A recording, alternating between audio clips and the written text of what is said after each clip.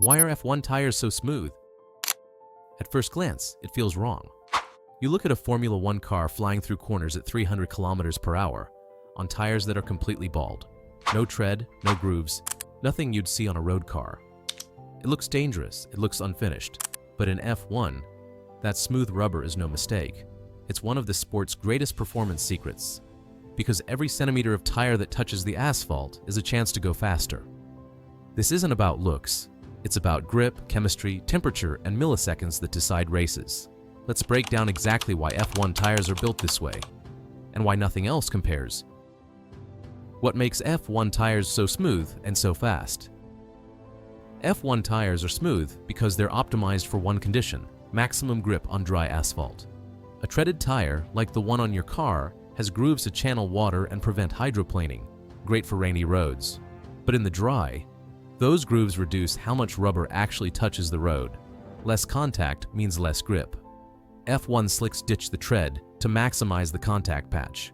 With no grooves, the tire puts every millimeter of its surface to work. More rubber meets more tarmac, creating more friction, which means more grip. That grip allows cars to corner faster, brake later, and launch out of turns like missiles. But it's not just the shape, it's the chemistry. F1 tires are made from a proprietary blend of synthetic rubber, carbon black, polymers, resins, and softening oils. The compounds are so soft and sticky, they feel like duct tape when warm. That softness is critical. It allows the tire to deform under load and bite into the tarmac at a microscopic level. That extreme stickiness is why F1 cars can pull 5G cornering forces, and yet the same tire will degrade within 15 to 25 laps, depending on compound and circuit. This is the trade-off: maximum speed, short lifespan. Smooth tires aren't a gimmick. They're a weapon. They're tuned for a narrow, controlled environment where every inch of road is engineered for speed. On a regular street, they'd be unsafe. But in Formula 1, slicks are what make those lap times possible. The science of grip. Why no tread equals more speed?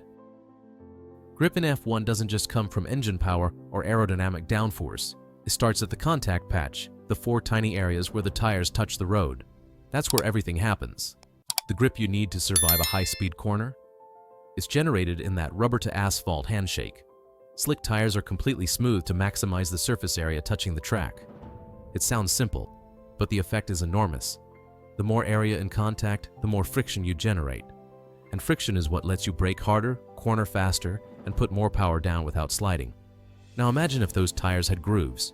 You'd lose chunks of that surface area. You'd have air gaps between the road and rubber. And at 300 kilometers per hour, that's not just inefficient, it's dangerous. This is why a dry weather slick tire can generate up to 30% more grip than a treaded one. That translates directly into seconds per lap.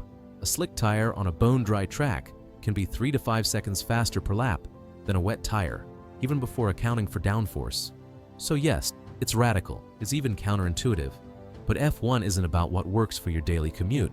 It's about extracting every millisecond of performance on the edge of physics. And smooth rubber is the foundation for that pursuit. The strategic game, tire choice can win or lose you 25 seconds. In Formula 1, tire strategy is as critical as engine performance or aerodynamics. The right compound at the right time can gain you seconds per lap. The wrong one? It can cost you the race. Let's quantify it. A fresh set of soft tires versus a worn set of mediums can create a performance gap of 1.5 to 2.5 seconds per lap. Over a 12-lap stint, that's up to 30 seconds gained or lost purely from tire choice. That's more than enough to leapfrog 3 cars during a pit stop cycle. That's why tire calls are strategic chess at 300 kilometers per hour. Teams calculate degradation, track evolution, and tire warm-up time down to the decimal. Should you start on softs and build a lead, knowing you'll need to pit early, or play the long game with hards and hope for a safety car? It's not guesswork. It's a gamble based on real-time telemetry, weather models, and historic data. And then there's undercutting.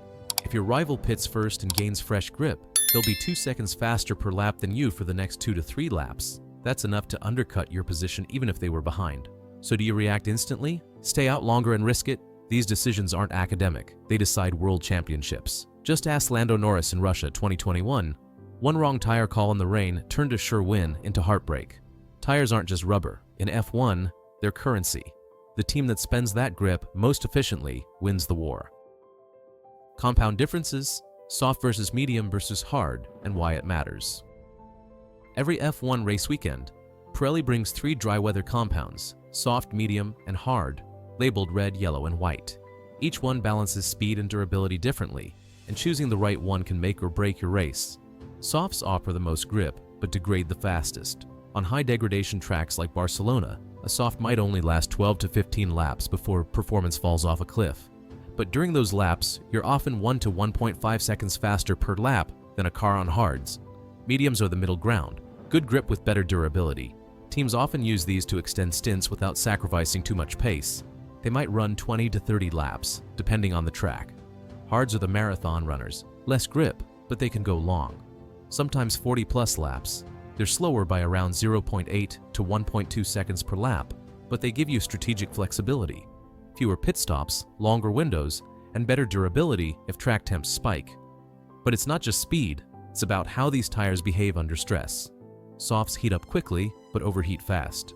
Hards are tougher to warm up, but more stable over time. That's why you'll often see teams split tire choices between drivers to hedge against race developments. Understanding these compounds isn't just useful trivia, it's essential, because the fastest compound isn't always the right one. The best tire is the one that fits your strategy, car balance, and the exact moment the lights go out. Temperature trouble. Why teams lose pace on the same rubber? F1 tires are engineered to perform within a razor-thin temperature range, typically between 90 degrees Celsius and 110 degrees Celsius for slicks. Step outside that window and performance drops rapidly. If the tires are too cold, they lack grip. If they're too hot, they overheat, blister, and start to degrade. What makes it even harder is that every car handles tires differently. Aerobalance, downforce, suspension setup, and even a driver's style influence how quickly tires heat up and whether they stay in the optimal range. That's why a compound might work perfectly on a Red Bull, but struggle on a Ferrari. It's not about the tire, it's about how it's managed. Teams use heated blankets to start tires around 70 to 80 degrees Celsius, but once on track, it's up to car setup and driving precision. If the temps get out of sync, especially front versus rear, lap times plummet. When pace fades, it's often not the engine, it's the tires. Tire management, what separates the good from the champions. In Formula 1, raw speed means nothing if you can't manage your tires. Every brake, throttle, and steering input adds heat, and too much heat destroys grip. Great drivers like Sergio Perez don't just drive fast, they drive smart. They preserve tire life by being smooth, balanced, and patient, saving their attack for when it counts. Overdrive early, and your tires fade by lap 15. Control the energy, and you're still pushing on lap 20 while rivals fall off. Tire management is precision, discipline, and timing. It's not just skill, it's racecraft. And it's where good drivers become world champions. How teams react, strategy calls, and plan B moments. No Formula 1 race ever goes exactly to plan. Weather shifts, safety cars shake things up, tire wear doesn't follow the models. That's when real-time strategy becomes everything, and how teams respond to tire behavior can change the entire race outcome. You'll hear engineers say, "Box this lap, plan B." That means the tire's underperforming and they're switching strategy. Teams constantly track tire deltas. Lap times dropping by even 0.3 seconds per lap can mean pitting 5 laps early or converting to a 2-stop race. Telemetry streams data on surface temperature, core heat, and wear. Drivers relay feedback, sliding, grip loss, understeer. The pit wall reacts instantly. Sometimes it works, like Hamilton in Turkey 2020. Sometimes it doesn't, like Norris in Russia 2021. In F1, tire decisions aren't guesses. They're surviving. Outro. F1 tires may look like simple, bald rubber rings, but they're high-tech tools engineered for one thing: pure performance. No tread, no forgiveness, just grip and precision. Every corner, every overtake, every race result hinges on how those 4 patches of rubber behave. They don't just carry the car, they define its limits.